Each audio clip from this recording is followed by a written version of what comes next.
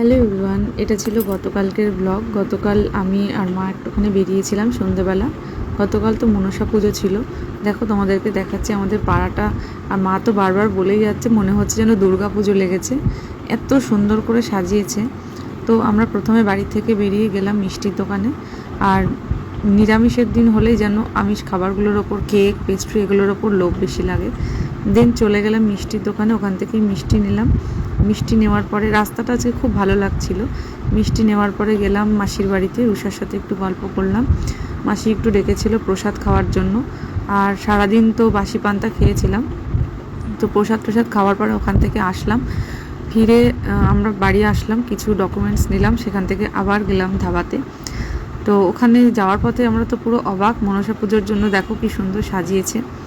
তারপরে সেখানে কাজ সেরে ফেরার পথে মা কিছু খাবার জিনিস নিল। আর এই যে দেখো, ফেরার সময় আমরা এখানে গান হচ্ছিল, পালা গান, আর বাচ্চাগুলোকে দেখে প্রায় 10 মিনিটের জন্য আমি আর মা দাঁড়িয়ে গেলাম হাসতে হাসতে, কি বলবো আর।